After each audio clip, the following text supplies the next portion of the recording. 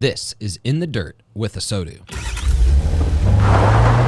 All right, we're sitting here at the 800% Automotive Club in the dirt. In the dirt. With ASOTU. Way in the dirt. Way in the dirt.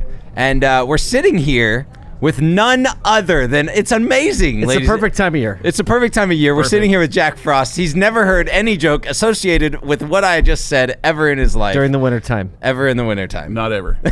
So where is Roper Kia? We're right in the middle of the country in Joplin, Missouri. Okay. That is exactly in the middle of the country if you've ever looked at a map. Pretty close. Yeah. And like pretty close. Big map, middle. So right. give us and the listeners a little background on the store. How did you come to own it? What is your operation like? How many cars do you stock? How many do you sell? Okay, like a lot of other guys, I married into the business. Okay. My wife's grandfather started the store in '58. Her dad took over in '70, and we took over in 2004. Oh wow. Okay. So fairly recent in the I mean that's 18 years now that you've taken over. Yeah. Were you in the car business before that, or that was kind of like the was intro in the car into it? business with the same group probably 8-9 years before that, and then I grew up in the service industry actually with full service car wash was my first job. Oh, I my love first car real washes. job, 16. And then detail shop, and then worked up for the service drive. Didn't come up through the sales side of the business. All right, I'll just leave you to this. Okay? I love that. It was very similar. I love car wash and detailing. Oh yeah, Making cars look good. And yeah. then you end up here. I occasionally, they'll say, "Hey, where's Frost at?"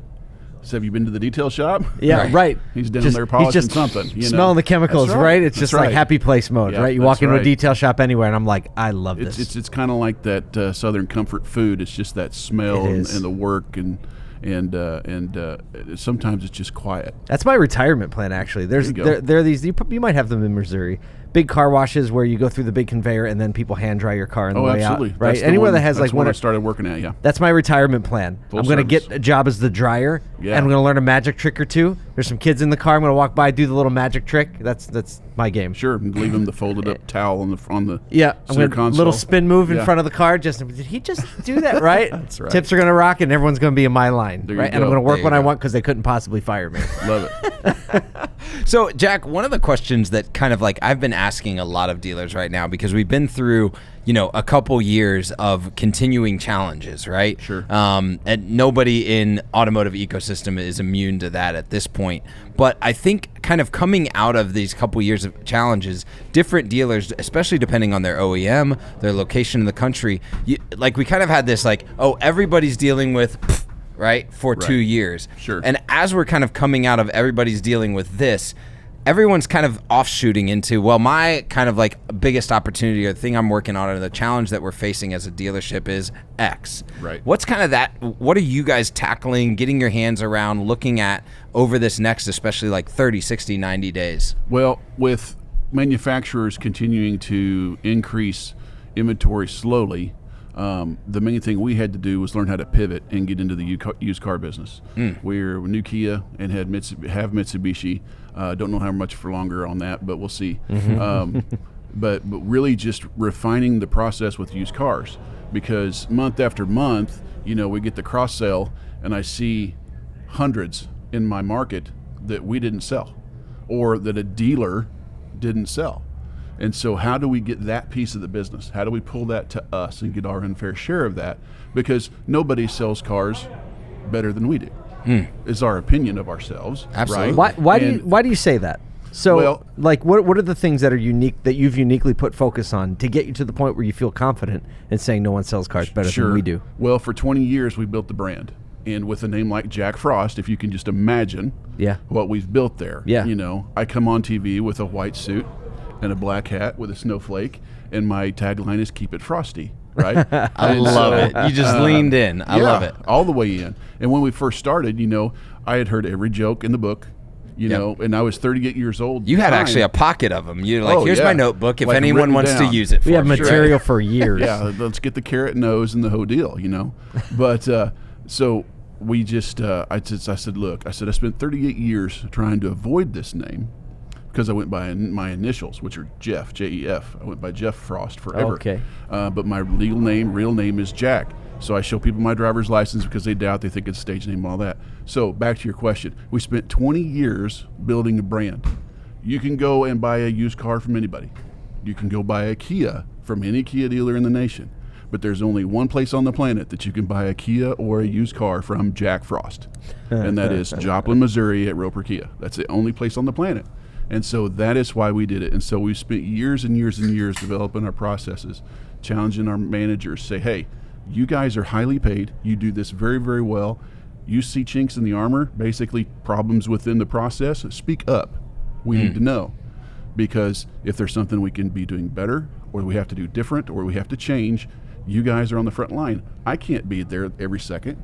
You know, if we're going to do what I can do, I'm 60 cars a month. That's it. Right. So I got to keep building the team and bringing those people in that know more, that can do better, that can actually critically look at something without just killing it, and be able to adjust it or massage it to do what we want it to do. How do you create that feedback loop within your management staff or even your frontline staff to get things like up the line and then pushed back in from change? A couple of different things. We have a standing meeting with managers every Monday, every Friday at 10:30, and you're expected to be there. If you have manager next to your name, you're in the meeting. If you're not in the meeting, you better have a damn good reason why and have an explanation when you show up late or you don't show up, right? Now, I'm the only one that gets a pass because I travel a lot, but I can call in. My general manager is always there. I mean, vigilant, but we put that stuff out on the table and we wrestle it. Yeah. Until it either submits or it dies or it takes us out, one or the other. And then we also do a couple of different off-site meetings every year with our team, our management team. And so just really building a community of trust right there to make sure that, you know, I'm not afraid to say something. You know, Mr. Frost isn't going to lop my head off if I take a shot at his pet project. Right. You know, so I want to hear. Yeah. Because if it's not going to work, that's and it's just huge. a pet project, then I need to have it in my head, and they all need to have it. It's just his pet project. You know, I've heard that said. I think it was Dave Ramsey who I heard it from when he wrote his book Entree Leadership, and he called that building an environment that is safe for dissent. Absolutely. And I feel like that's what you're saying. Yeah. Someone has to be able to say, well, I don't really see it that way. Sure. And if that's something you hold dear, you have to be willing to listen and not retaliate. Absolutely. Right. And we've had to go through like personality profiles, different ones. You know, Briggs Myers, Disc the profile, disc all profile, the stuff, yeah. all the different things. Did you do the Enneagram? What's that? The Enneagram? Did you ever get there? Haven't done that one yet. It's as complicated as the name. Is it? Kyle loves it. Okay. It's great. It's great. People will love it. It's actually one of the oldest. It's pretty it? neat. Yeah, so if Okay. you're looking for a new one, we'll hook you up. That's old? Okay. Yeah, yes. The new old one that all the kids are into. It's so old the it's new. Enneagram. Right. And then when bell bottoms come back and all the other stuff that's Exactly like that. was It's on new the and now way. it's old. I know it It's is. on the We way. were circling the runway. That's right. There you Well, go. to bring that together so that everybody knows, you know, so like this guy's like an introvert over here, and he's going to be quiet, and he's going to be stoic, and he's going to be very rigid on his comments and very rigid on his process. And you know, this guy's over here, you know, flailing around, having fun, throwing stuff on the showroom floor, and making sure people are having a great time. got the balloon machine, those right, two yeah. guys come together and they grind, but they actually make each other better. Yeah. And so having the knowledge of the team, knowing who the other people are, How they're processing, how they're thinking about it. Because Yeah. we spend more time with these people than we spend with our own families. And so if we can keep that relationship solid and good, and somebody's not afraid to piss somebody off or to challenge somebody or to commend someone and say thank you, the team's better. It's fantastic. 2023. Everybody's putting their plans together right now. Sure. Right? We're not going to run the same playbook as 2022 or 2021 or 2020 because we know Definitely we not those two. Yeah, Yeah, for no. sure. No one even wants that Yeah, playbook yeah. ever. Like again. we had a playbook. Yeah. I never saw it. It Right? was a great year, but Right. let's not replay it. Yeah. Yeah, So, right. heading into 2023, what is your mindset? What are the things you're looking to like really focus in on? Well, to focus in on, you know, like I said, the manufacturers have figured out that they can literally sell everything that they'll give to a dealer. And so as far as being a new car franchise dealer, you know, being able to play the game correctly with the manufacturer to, I guess, get the incentives, get the allocation of the cars, get what you need, and still do that. But then also, same time, parallel, being experts in the used car business, because there's way more opportunity in used cars than there is in new or ever has been. And so my father-in-law used to tell me, he says, I'm just a used car dealer who happens to have a new car shingle Ah, there you go. And so that's I love ancient that. wisdom from Mr. Roper. But really, that really is the thing, is to refine that process and not just be buying, the high-end stuff, but having the whole range.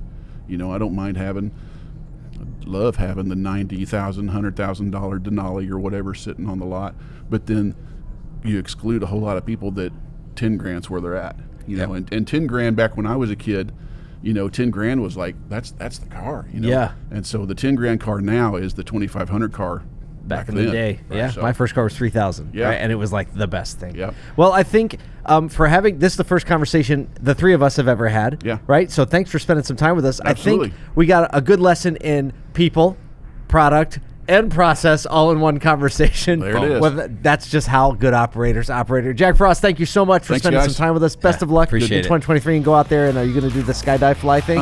I would love to, but I exceed the weight limit by 30 pounds. oh, So I'll watch and heckle. thanks for spending time with us today. Watching Thanks, Heckle. guys. There you go. Thanks for watching this episode of In the Dirt with ASOTU. If you're new to our channel, make sure and mash that like and subscribe button. Also, check out some of these links for our other great podcasts and content.